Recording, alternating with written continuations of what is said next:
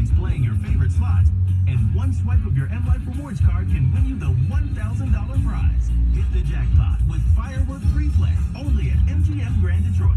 Visit the M Life Rewards desk for details. Must be 21 or older. Grand times ahead. Now through July 16th, join Planet Fitness for $1 down, $10 a month, no commitment. And leave home workouts at home. How is Planet Fitness different from home? Well, our bikes aren't in your bedroom, our treadmills aren't covered in laundry, our weights aren't in your basement. Plus, we have free fitness training. Leave the gym to us. Join in club or at planetfitness.com for $1 down, $10 a month, no commitment. Deal ends July 16th. To celebrate new clubs in Lapeer, Shelby, and Troy, join any of the 46 area locations for just $1 down, now through July 16th. Participating locations only. See club for details. Galliana's Van Dyke Dodge and Ford is selling new 2018 Dodge Challengers and Chargers at used car prices. Huge savings up to 1/3 off as we clear out our year-old models. Galliana's Van Dyke Dodge does the deals the other dealers won't. I'm Adam Helfman from HireItDone.com. If you're in the market for a brand new roof, now's the absolute best time to buy because the prices have never been lower. For the best deal on a roof that doesn't leak, just head to HireItDone.com. Today, it's another Tiger Ticket Takeover. Starting with Jamie and Stoney 6 to 10 and continuing with Karsh and Anderson 10 to 2. You can win tickets every hour to see the Detroit Tigers take on the Chicago White Sox August 6th. Or guarantee your seats now at Tigers.com. The Tigers, Red Wings, and Pistons all play here. 97.1, The Ticket.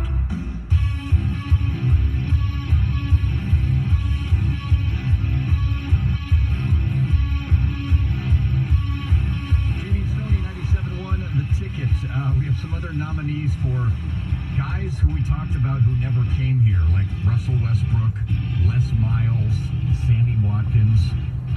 Khalil Mack was in a limo, according to Dan Leach, LOL. Let's not forget about that. Yeah. The Leach limo story.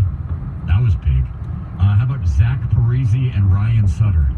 Ryan Suter, yeah. Oh, that was, come on, there was no doubt the Wings were getting That was like guys. from like February until July 4th. And on the 4th of July that year, they both signed with the Minnesota Wild. Illich and Babcock, they went out there, remember that? Oh, it was like, we thought it was going to happen. Yeah. Now I'm also thinking, didn't technically play, I'm guessing he actually didn't technically practice, but Robert Ayers. Yes, but that was only for 24 hours. It has led to the mystery, which has confounded Paul for years ever since, or months, weeks. Jabari Parker to Michigan State. Oh, yeah. There's a lot of kids who, were rumored to be coming to either Michigan or Michigan State in either sport. Deshaun Hand, now here, but it was between Michigan and Alabama. Oh, I forgot about that. How about Kevin Booker twice, both for Michigan and for the Pistons? Yeah, I don't remember these. I didn't know he was rumored to be coming to Michigan as well. Yeah, he was a big...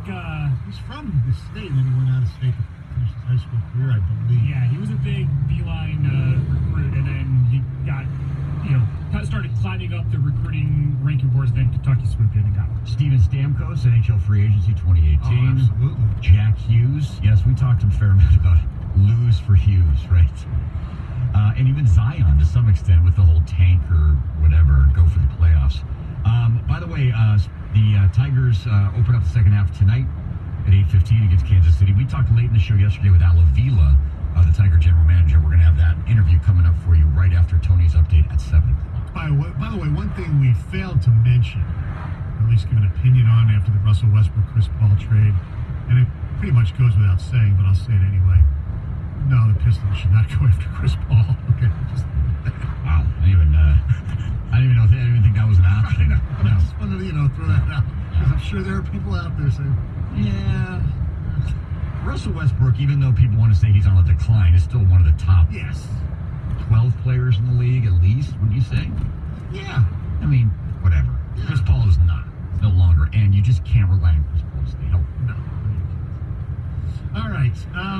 Mike Vrabel is the head coach of the Tennessee Titans. In fact, we thought he might come here. He was one of the candidates. Yes.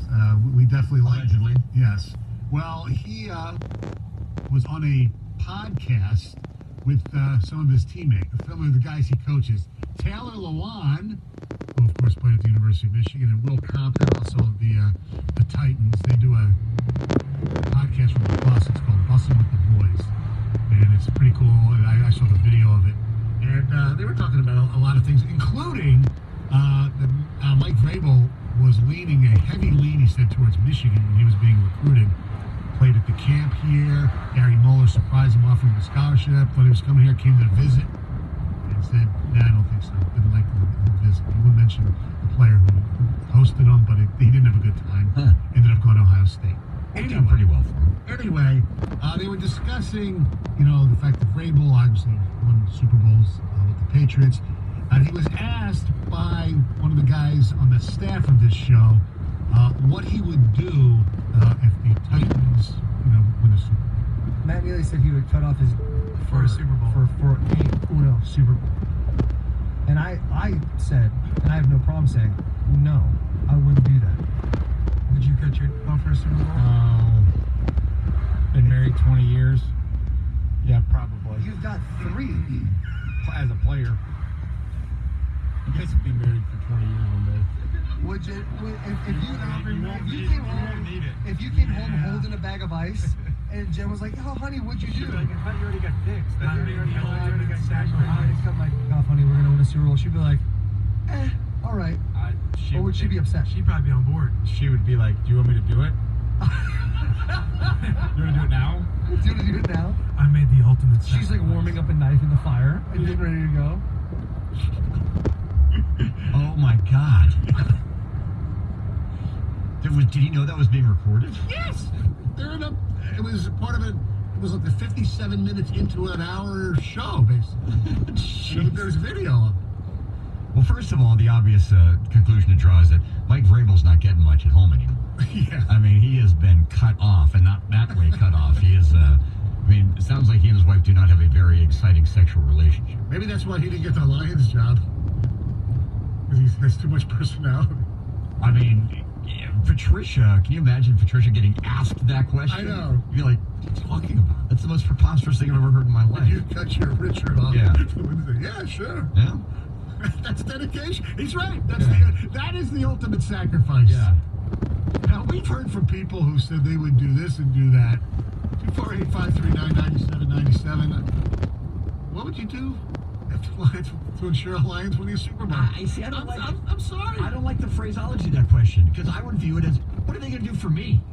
After all these years of the Lions kicking us right in the balls, I mean, don't you feel like it's like, you should win the Super Bowl and get your thing cut off and give us free season tickets? Yes. You know what I mean? Like, for all the time and money and effort that people have put into being a fan of this football team, and the pain and the suffering and those wasted Sunday afternoons. I mean, think about if time is money and money is time, they owe us a lot. Yes, they do. So it's not just the Super Bowl. So you'll excuse me if I won't give up anything to the Lions to win the Super Bowl. They need to give up some things to win the Super Bowl. I know. We've heard people say they would, tattoos and all these, obviously stuff much crazier than that. But this takes the cake, especially as I think Taylor Lewan pointed out to his head coach. He's won 3 already. Yeah. He poo-pooed that. Oh, I was as a player. It's funny. I mean, obviously, I don't, off the top of my head, I can't think of the guys. Who are guys in this league who have won as both? Was Dungy on those Steeler teams that won Super Bowls? I think he was one. Okay, so Dungy has won as a player and as a coach. I don't know. Whatever. Don't you think you'd rather win as a player than a coach? Like I don't know. You play football your whole life to play and win. Obviously, at some point you think maybe I'd like to get into coaching, but right now, you fall in love with the game by playing the game, so you play for a champion. But obviously, by the numbers, there's fewer coaches who have won Super Bowls than players. So that's true. But the celebration with your team when you win the Super Bowl, I know. I'm sure the coaches celebrate a fair amount as well, but it's not quite the same as, I'm sure, the players, and the parades, and all the parties and everything. I know. I don't know.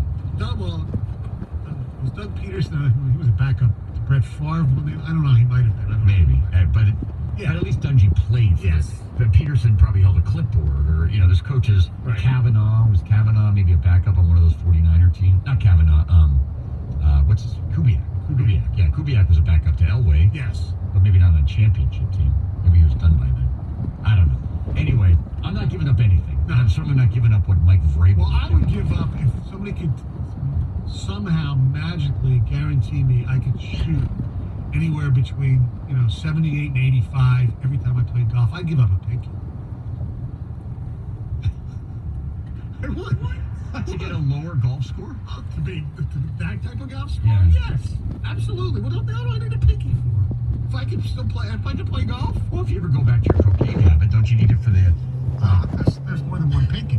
Oh, that's true. But I feel like always, isn't a pinky a key finger? I used to think. At least it wasn't Miami Vice when I used to watch that. All right, it is 7 o'clock. Tony is here with a sports update. Coming up, we have an interview with Al Avila right after Tony's update. And we have more Tiger tickets to give away in the next hour. It's a Tiger ticket takeover all morning long on our show and Carson Anderson. 97.1 The Ticket. WXYT FM and WXYT HD1 Detroit. A radio.com sports station. Sports headlines. All day, every day. This is 97.1 The Ticket. Brought to you by Twin Peaks. There was a blockbuster trade in the NBA last night as the Houston Rockets send all-star point guard Chris Paul and a pair of draft picks to the Oklahoma City Thunder in exchange for all-star point guard Russell Westbrook. The 34-year-old Paul not expected to stay with the rebuilding Thunder for very long. He's expected to be traded, likely to the Miami Heat, before the start of training camps in September. The Tigers look to earn just their fourth win in the last 22 games as they take on the Kansas City Royals tonight in the opener of a 3-game weekend series in Kansas City. First pitch at 8:15, right here on The Ticket. One reason Detroit has been stumbling of late is because of an offense that's really been struggling to score runs. Here's manager Ron Gardenhire. You get behind and it's that feeling in the dugout. You can sense it.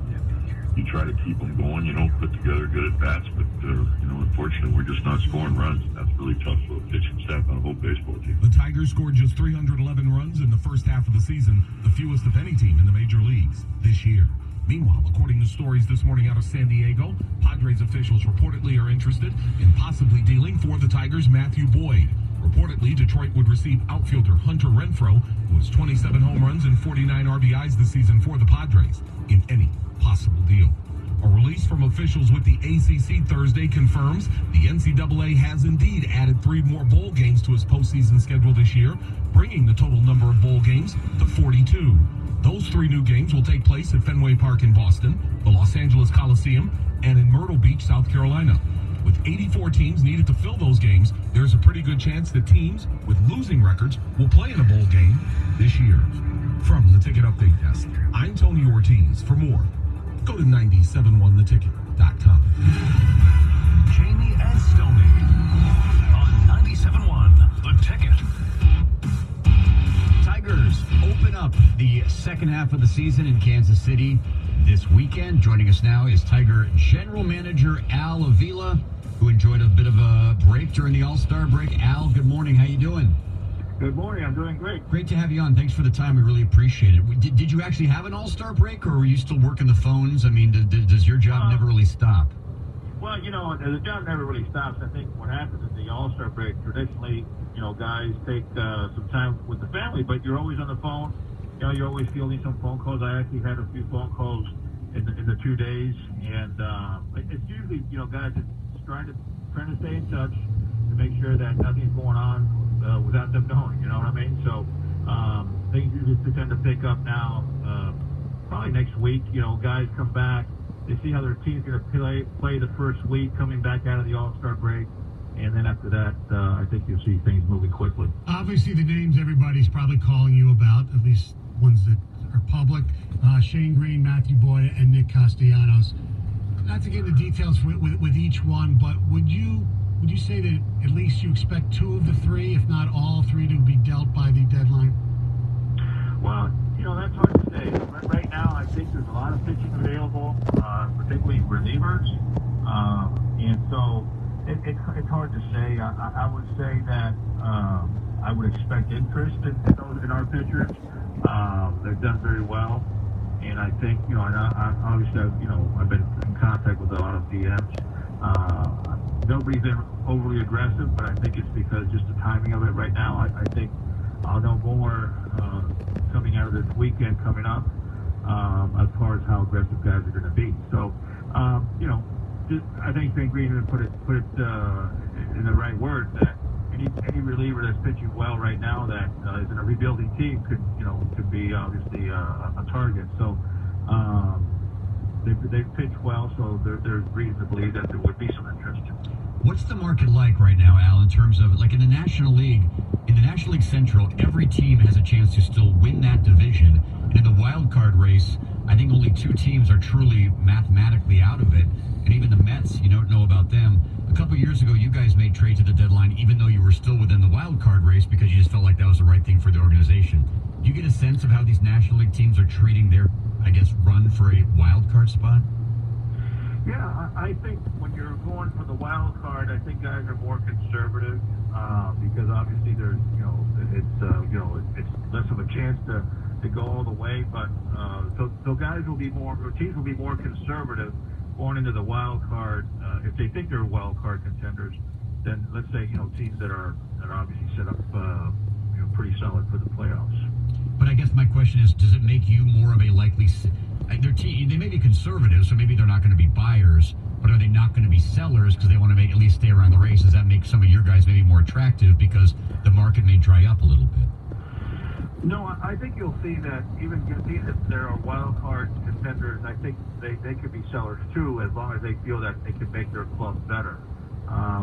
In today's world, I think you see a lot of GMs feel that if they can make a trade that makes their club better, that makes sense, let's say today and for the future, I think they'll make a move.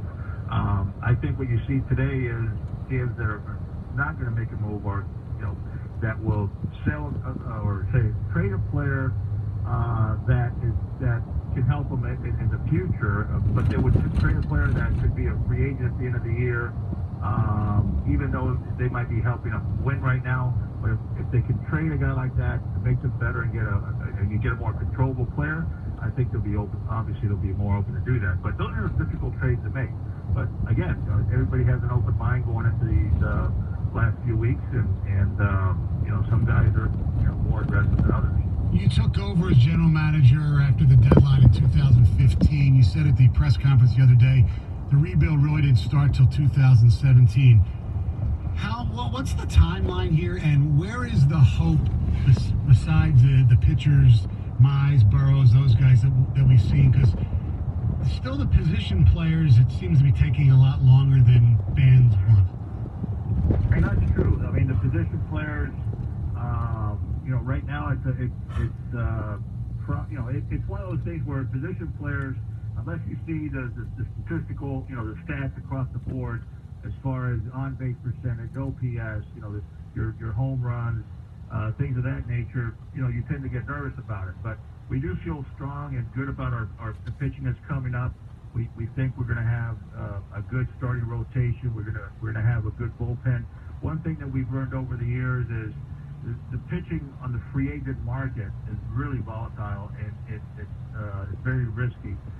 And it's not only with us, but if you see it across the league and other teams, free agents, pitching acquisitions, not all have always panned out very well.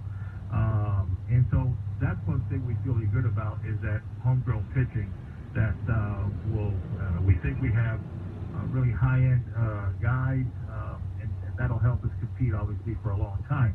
And now, obviously, we have to bring along some hitting, and we feel that wherever we're going to be deficient as far as a position and as far as hitting is concerned, we should be able to go out there in the free agent market and try to make an acquisition or two to help our hitting along the way, obviously as things develop at the major league level. You talk about the position players. I know over the years you guys invested as an organization into the Dominican, Venezuela, and places like that.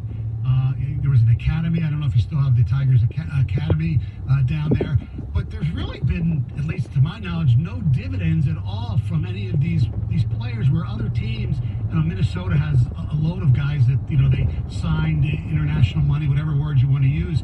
Has this been disappointing that you guys have not been able to cultivate, the Caribbean and make players? Well, that in itself is really not true in its total part. It takes a long time to develop players from Latin America because you're signing them at 16 years old. I don't get to play until the following year. So it just takes a lot longer to develop those players. Now, in saying that, okay, so when we traded to Tampa Bay, when we traded for David Price, we traded him Willy Adames. Well, when we traded Willy Adames to Tampa Bay, he became their number one prospect in that organization, and now he is their starting shortstop. This is his rookie season. If we avoid that trade, which of course that was a good trade for us, we had David Price, and he helped us win here. But right now, Willy Adames could be our starting shortstop, and we feel, I think that Tampa Bay and the league feels that this guy's a future All-Star shortstop. So that's one guy right there. The other guy we traded was Eugenio Suarez to the Cincinnati Reds. He's already been an All-Star. He got a multi-year deal with them. He's their starting third baseman, and he's been an All-Star. So, that was the trade obviously that we made and trying to win also. The trade that we made with Avi Garcia to the White Sox at Iglesias at that time. Well, 2 years later, Avi Garcia became an All-Star also. Now, he had you're right, that's fair. But you see, those are the guys that we've developed. There are other teams that have done very well. Now, obviously we need another wave of players coming through. And so, like I said, it takes time to develop some of these guys. And another thing, too, is for those years, that some of the top guys that were being signed, for, ridiculous amount of dollars and signing bonuses.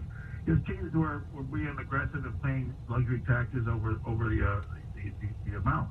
Now with the new bargain agreement, collective bargaining agreement, where everybody has X amount of dollars, that's what you can spend. It's a little bit more of a fair playing field, and we think we've done well so far. So it just takes a little bit of time to develop some of these guys. Al Avila with us, Tiger General Manager. Al, can you update us on Casey Mize? He threw it in a rehab start.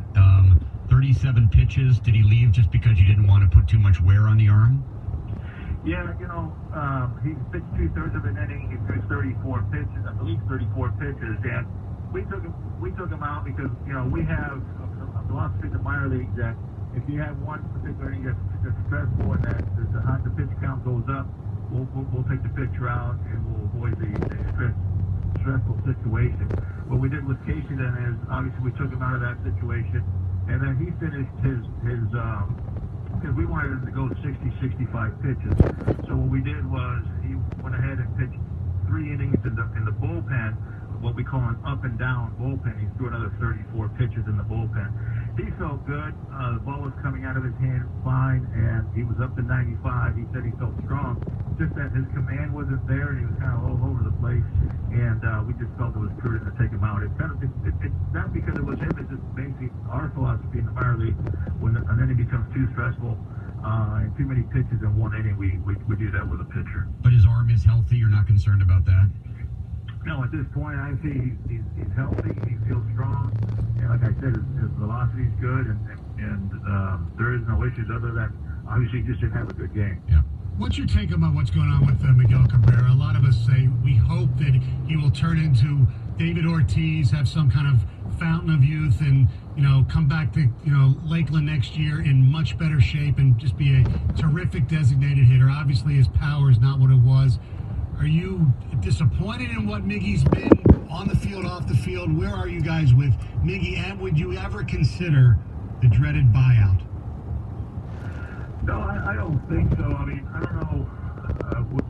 Actually, a buyout, I don't know how that would work. Really, the matter is, he's got 4 years left on the contract after this season. And right now, Miggy does everything possible to stay on the field and produce. He's one of these guys that when there's been on second, he's got an unnatural way of just being able to drive in that run. So that in itself obviously is a positive for us. You see a lot more base hits and home runs. That's true.